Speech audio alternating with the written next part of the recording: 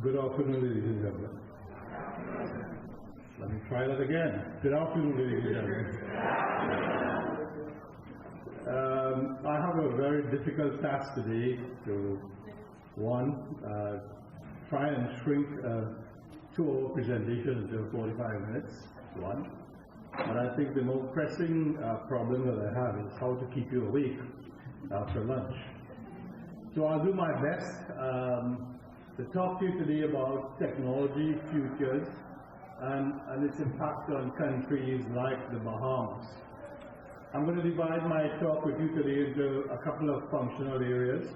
One is actually what's coming with the technology, what's the new wave of the technology. I'm going to tell you why companies fail who did not make use of technology or who did not see the impact of technology on their business. I will also give you some pointers from my own business experience in the Caribbean, and after having worked 33, this is my 33rd year in the information technology business. I started when my hair was black and I actually had hair. By a strange coincidence, I've also been married for 33 years. I've not seen the connection, but maybe technology makes a happy business. So I'm going to talk to you about those general things, and then I'll come back into Bahamas itself and what I see affecting Bahamas, and I'd really like to answer some questions. I saw some students in the room, and one of my passions is really students and career guidance, so please feel free to ask me those questions as we go. The first thing is that Facebook has reached even heaven, that you actually, before Peter will let you into heaven, he checks your Facebook. And that kind of tells you where we have reached with technology. It's everywhere. How many Facebook users in the room? My prediction is that Facebook is going to die a natural death. Guess what? Old people like myself and you are starting to use Facebook. You know why? The kids who we depend on, the youth, they are moving off to other mediums for getting communications. So the kids are no longer interested in using Facebook because that's where the old folks are now. Okay, so I'm creating a website, ihatefacebook.com, and you guys are free and welcome to look at it. So let's talk about technology itself and what we've been doing over the past few years. First of all, when we look at how technology has been arriving, this is what a curve looks like. It's been a sharp increase in how fast technology reaches us. For those of us who are in the industry, we understand things like Moore's law, which basically stated that the number of transistors that we can put on a chip is going to double every 2 years. Strangely enough, this was written the first, Gobin, I think his name was, he wrote that at the beginning of computing with Intel. He used to be the chairman of Intel, and he wrote that one, and it still applies today. We're getting more and more processors on a chip that allows us to make it faster, smaller, and make it more efficient in terms of processing. Storage. I'm sure you guys understand how much storage you can put on devices now. We've all grown up in the era when we used to have these things called Encyclopedia Britannica, which is that fountain of knowledge behind a glass case in your house, and you got it for the kids, but they never got to touch it. Okay? And now we have that same Encyclopedia Britannica able to fit into a USB drive that I can take around in my pocket. And guess what? It's much more updated than the Encyclopedia Britannica, because the minute we printed that thing, it was out of date. So we're seeing that the impact on storage, we're talking about bandwidth. Bandwidth is becoming what we call pervasive. For those of us who grew up in this industry, you remember the days when the internet was really slow. And now it's gotten quicker, we think. But you're using much more of it these days than you were before. What is the thing that hasn't changed? The human capability is the blue line. Are there more than 24 hours in a day? Have we built any different kinds of relationships because of all this processing power that we have?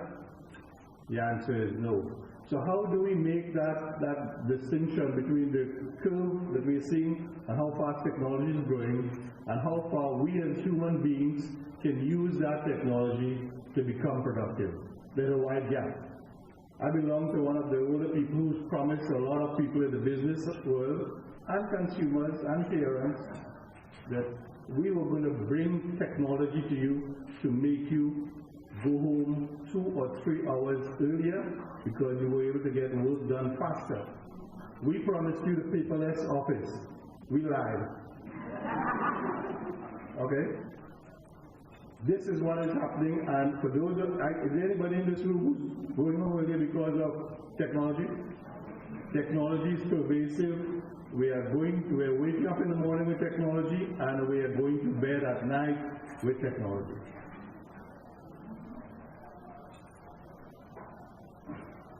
So this is where the world is going. It's more, it's faster, and it's supposed to be better than what we had yesterday or 1 hour ago. This is where we're going. Most of us may have kids in this room, and we're all amazed that they hear that little beep on the phone, and they're instantly distracted from whatever mission they were on. They have to answer that phone message right away. It's something called instant gratification. We grew up in the world where you sent a telex, and 3 weeks later you got a response. Okay? And now our kids are growing up expecting business, expecting responses instantly. So we as businesses have to reconsider how are we going to address this population who are going to be the people with money in their pockets, hopefully, in the next 5 to 10 years. I told my friend Joan Albury last night, when we put up an advertisement these days, who is really reading that advertisement? Who is reading the newspapers today? Certainly not my kids. They are not reading the newspapers. They are not looking at advertisements on newspapers. They are not even looking at television anymore. They are looking at internet downloaded television commercials. They are getting their news from elsewhere. Where are you as a businessman or businesswoman placing your ads? On your traditional media. Depending on which audience you want to attract, then you need to start thinking differently. I'll give you another example. Everybody knows about a singer from Barbados called Rihanna. Yeah. She has 65 million followers on Twitter. 65 million people is more than the population of the UK. See? That was actually an interesting phone call ringtone. I don't know if it was an amazement or but think about it. Rihanna only has to say, I love Pepsi or I love Coke, something like that. And if she gets 10% of the population on Twitter to follow her advice, just think what that means. So we have to start about thinking of getting messages out as business people, where is the market today. Another quick story, you have a lot of hotels in the Bahamas. We now have hotels with full-time people on Twitter and Facebook looking at responses that people or comments that people are making about hotel service. Because when I'm going to book a hotel now, I'm not going to go to the hotel website. That's a hotel provided by the hotel. They're going to tell me all the nice things. I go to Twitter and I get the real story. And the real story is supposed to be good. Or if the customer had an issue, it's taken care of. So that's what we need to start thinking about. Most of us think that the internet is so slow. But I want you to take a moment and look at this slide and let me explain to you what happens in a minute of what we call internet time. In 1 single minute of internet, 61,141 hours of music are played on internet. 3,000 photo uploads, 100,000 tweets, 277,000 logins. It's an amazing story, and you think the internet is slow. But this is what is happening in the background. Now you look at the bottom of the slide and you say, today the number of network devices is equal to the global population. The global population today is over 7 billion people. Half of them live in China, I think. The prediction, though, is that by 2015 we will have twice that amount of devices hooked to the internet. That tells you that everything that comes out as a device from now on will have some kind of intelligence on it that links to the internet. I read a story in the UK Journal a couple of months ago. It says that now the English folks are checking all the irons, heaters, maybe as you call them, that you do the pressing of trousers with and stuff like that. They found that heaters that were being made in China were very cheap. And they were very cheap because they had a chip in them that was connecting to the wireless in your house and sending stuff back over the internet. And you think, oh man, how have they reached with this kind of thing? What do I have to be worried about now again? I have to worry about my credit card, I have to worry about the heater in my house? Come on. So this is where the things are going, and you have to be very careful about what's coming next. I wouldn't spend in there for saving some time. I wouldn't spend too much on this slide, but this is where the technology has come from in terms of where we grew up with, in terms of mainframe computers, PCs, client server, internet, and getting on to the top row, which is really what I want to talk about, which is the 4 mega trends that we in the technology industry see us going in the next 10 years. And those are going to be focused around something called mobility, social, cloud, and big data. Let's talk about each one of them. Mobility, there is no doubt about it that mobility is king these days. How many of us in Bahamas, walk around with 2, 3 cell phones right now? Even companies like Microsoft have recognized that the future of computing is not in the PC or is not in the desktop device. It's going to be in tablets and it's going to be in phones. That's where people want to get applications that do the things that they want to do. But listen to me very carefully. It does not mean that things like the desktop computer have died. What we are recommending, what we are suggesting, is you use the tool for the task that you have to do. I don't know how many of you have tried to do a 64-column spreadsheet on a phone. It does not work. Okay? So what we're saying to the industry is, be very careful and don't jump on the phone or tablet bandwagon, but instead sit back and say, what is the thing that I want to use this for? And is it better served on a 24-inch screen, a 30-inch screen, or a 2-inch screen? I don't know.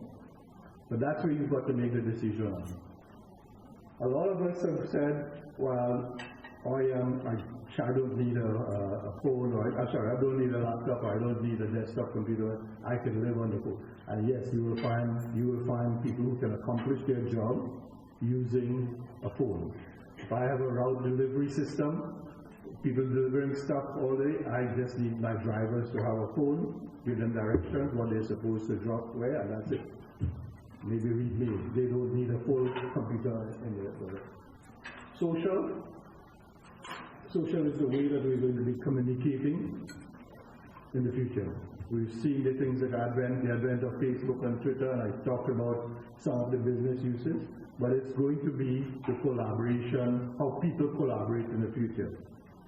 I think there's going to be mass consolidation in the marketplace with some of these things. There are too many of them, and some of them will drop by the wayside in terms of where people start communicating or keep on communicating with each other and collaborating. Next one is cloud. Is there anybody in here who doesn't use the cloud today? That was a trick question, by the way. If you're using any kind of public email system, Yahoo, Gmail, Hotmail, using a BlackBerry device, you're using the cloud. I would like to go to these conferences and I say, how many people use the cloud? And Nobody puts their hand up. And then I say, well, are you using any of these? Oh yeah, you have been using the cloud. Okay? So the cloud, and all I need you to remember today is that the cloud means that the computer resources don't lie on your premises anymore. They're being stored in another country, another continent, soon in another planet. Anybody signed up for Mars? Anybody signed up for Mars yet? Apparently, as I read in the newspapers yesterday, if you're a Muslim, you are not allowed to go to Mars. Very funny comment, you know. So the cloud is here to stay. There is no doubt about it. The cloud is here to stay. And in order for businesses to be competitive, when you look at unit cost of computing, you will have to do some research on what that unit cost of computing is to make a decision whether you want on-premises computing power, you want it on the cloud, or you want it on what we call a hybrid model. There are some things that you keep on-premise, some things that you keep on the cloud. And you have to make a judgment at the end of the day, which is going to be that four-letter word again, C-O-S-T. Not maybe what you were thinking, but there's that four-letter word in business that we all have to be cognizant of: cost.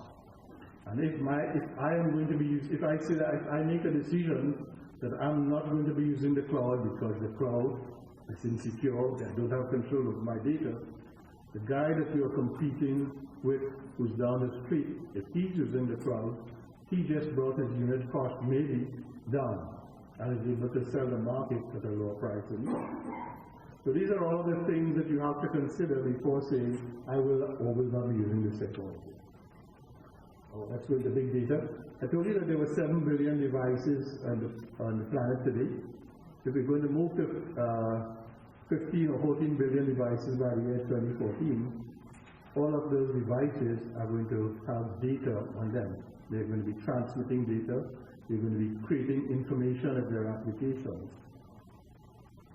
How many people today can use a search engine and can find anything that they want on Google or Bing? Is everybody comfortable with it? This is a trick question again. How many of you can find the same kind of information in your own company? Can you do a search on your company's information if you wanted to find out anything? This is where big data is going to come in, and this is where the next generation of IT people are going to have to look at. How do you develop algorithms to look at data that is coming from you, both electronic, written documents, faxes, emails, messages, Facebook, everything? How do I, as a company, make a search on anything that I want to find out, which is what I do on Bing or Google today?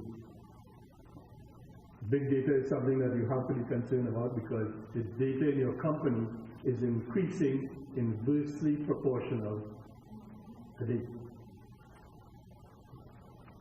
So my last slide on technology trends and what we see in the industry that you need to start thinking about is machine learning.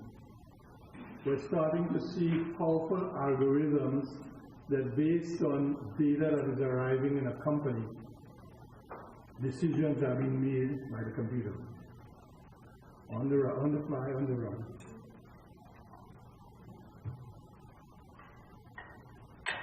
Ubiquitous connectivity.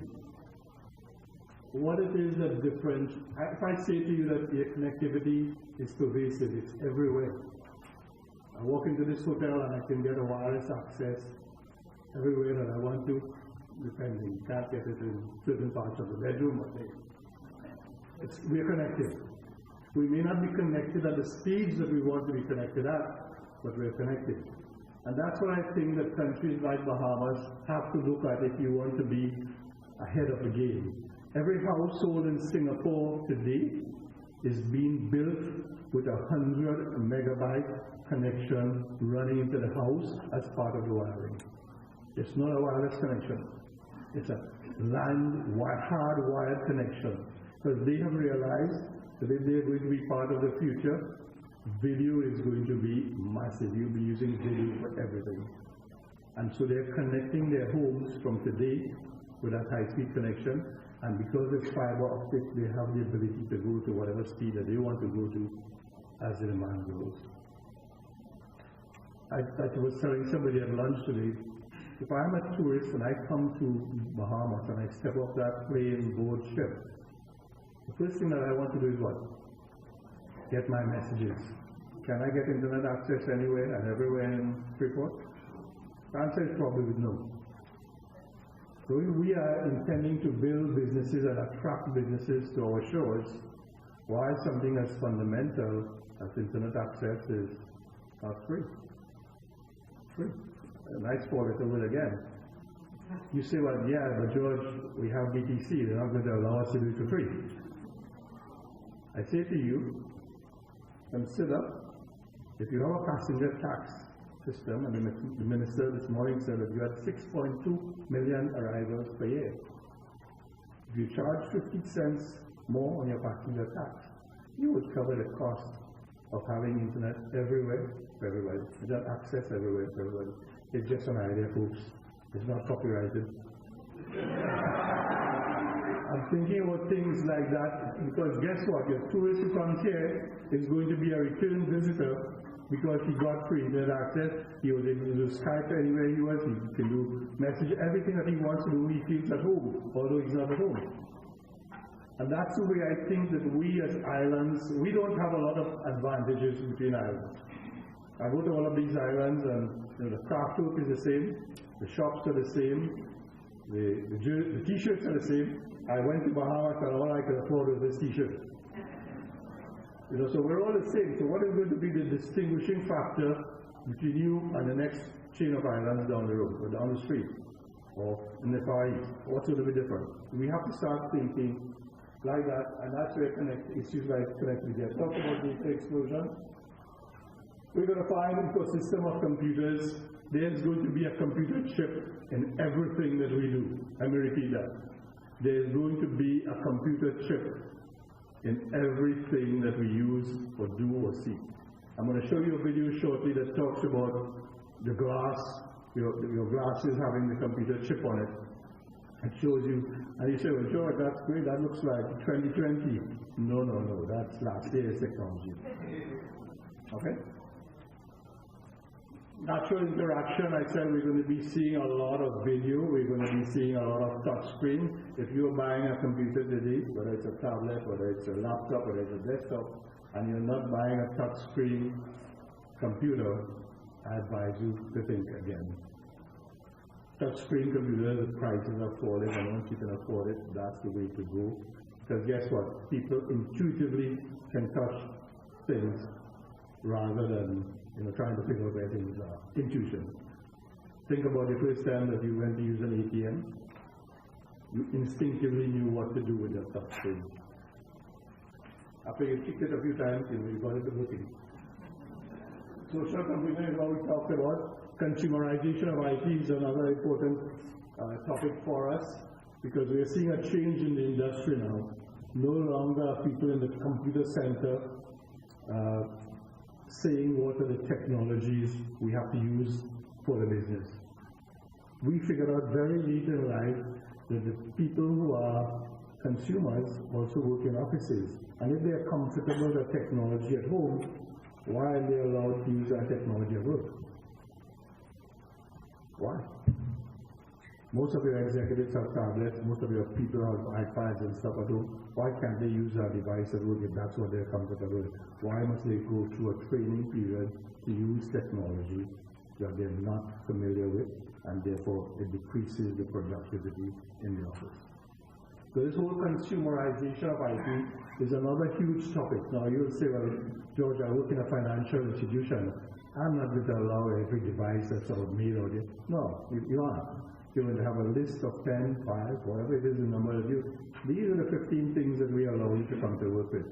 In fact, in the US, you're seeing companies getting away from buying cell phones for their employees or devices for them to work at home. I'm a mobile worker. I don't have a physical office or space that I can call for my own Microsoft building. I want to call a mobile worker. So they have allowed me to work from home. And because I'm connected, video, everything, I can make phone calls from my house, and you would think I'm calling you from the office. It's just that I have on a short pants and a long sleeve shirt. And you think I could fool my boss a lot. Actually, she never knows where I am.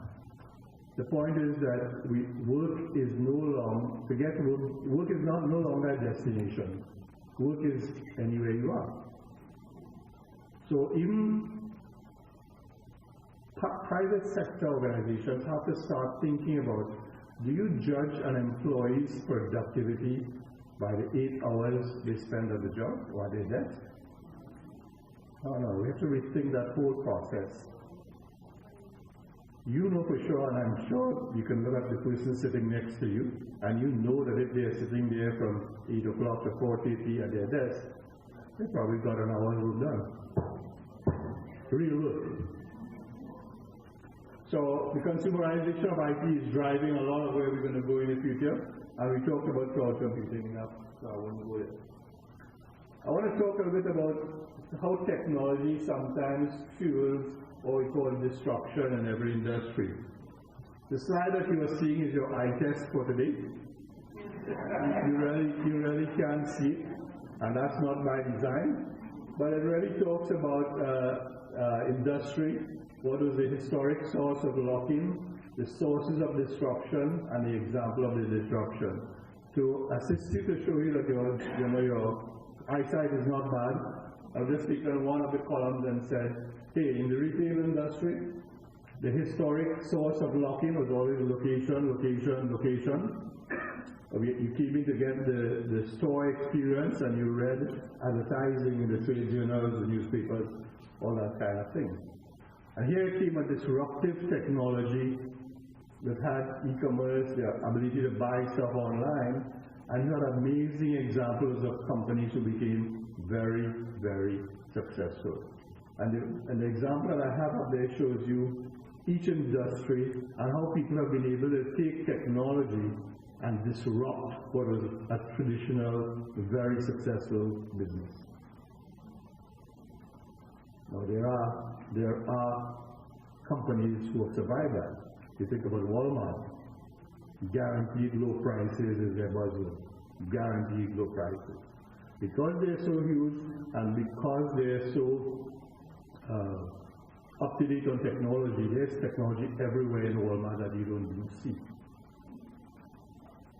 That barcode that you see on they track everything that goes out that door, and once it's out the door and there's not enough stock in the warehouse, there's already trucks on the way to refill that. They're using technology to achieve all that. I talked a bit about this again from the consumerization of IT. Mobility, and you're going to see those 4 words: mobility, social, cloud, and big data. Your consumer, who's also working in the office, wants to use cool devices at work. They don't want to come to the office and use technology that's older than the one they are using at home. You hear that every time, especially in government offices. Did I say something wrong there?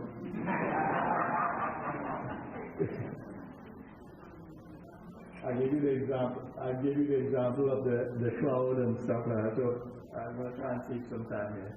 So I'm going to switch the story a little bit now about, why do companies fail? How many of us have owned a camera in our lives? At some time you bought a camera, right? When was the last time you used your camera? Except the media people, sorry. Here's a story of a company that saw technology coming. It was staring them in the face, and they did not make use or attribute any of their future and strategic planning to the signs that they were getting. Kodak went into receivership, I think it was 2011 or 2012. And he said, how can a company that produced a Brownie camera, the first camera in 1900, A company that's over 100 years old had technology that produced the cameras, they produced the film, and they produced the raw materials they had to develop those films. So they had total control of the market. How come? Guess what? In 1979, the executive team at Kodak did their strategic planning, and they said, you know, in 10 years' time, digital technology will be here and people will be switching to digital technology. And we should start thinking about that. But you had a group within the company that was responsible for the photography fluids and all the development stuff, and they had a bigger voice, maybe louder voice in the company, and they decided, hey, this is a business that we want to be in, and this is good business for us. They never made the decision to switch the technology to digital. So you had the contenders like Sony, Panasonic, Fujifilm, Olympus, Nikon, everybody chewing at the marketplace that Kodak once owned. I put some things there when I looked at the case study as to what were some of the things that the executive team at Kodak did not see or had no vision about. Where are the millions of pictures today? Where are people taking photos? On their phones. And that's a marketplace that caught Kodak completely by surprise. People no longer wanted to print photos, they wanted to share photos.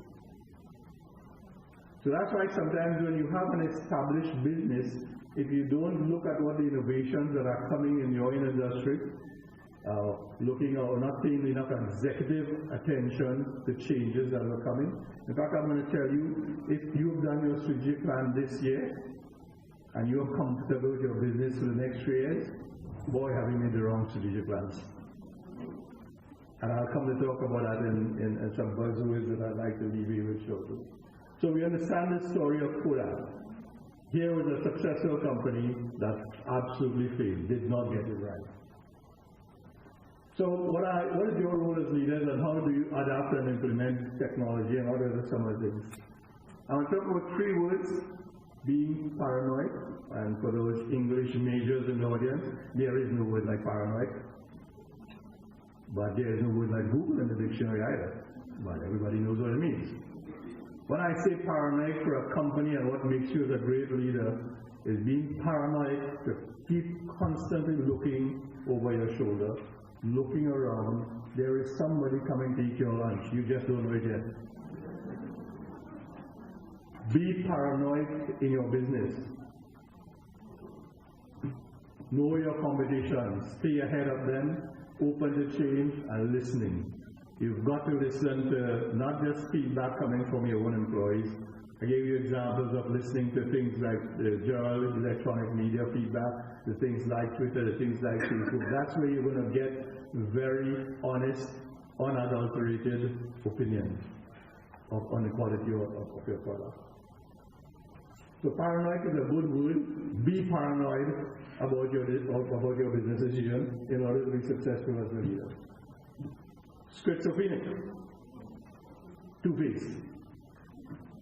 Jack Welch said, we have to eat and dream at the same time. One face is eating what your current business operations are, but you have to start dreaming about what your next business is going to be. It's not the one that you're doing today. It is not the one that you're doing today. You have to start dreaming about what's our next business opportunity. If you went to the MBA classes 3, 5, maybe 8 to 10 years ago, the lecturers would always tell you, get out of the trees and above and look at the forest. And now we have something new. We're telling you, look at the trees and the forest. They're all important.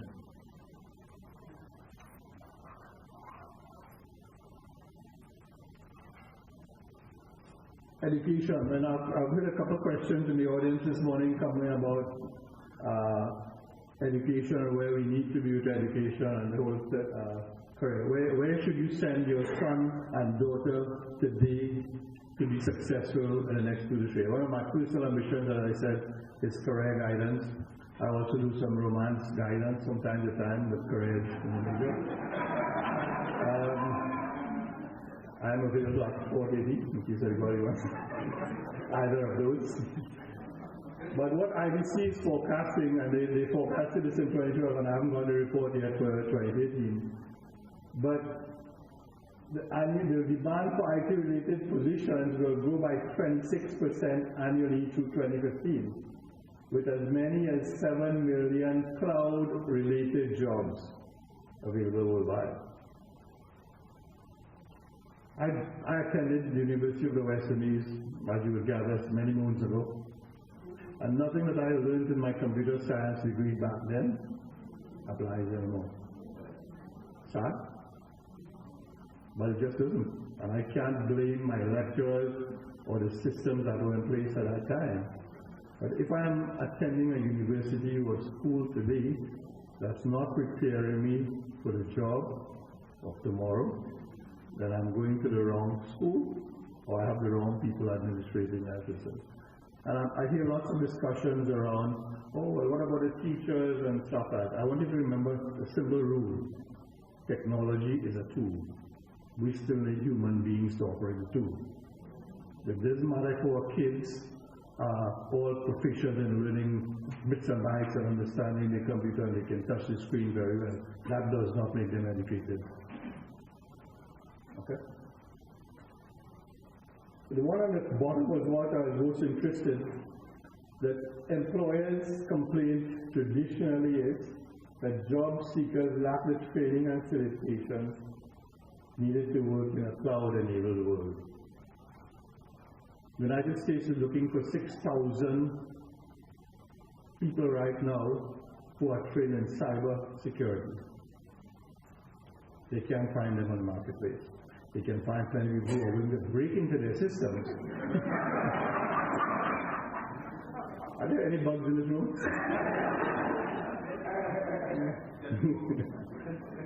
The thing is that if we are not training our children to look at those kinds of careers that are coming down the line, then we're doing them a disservice.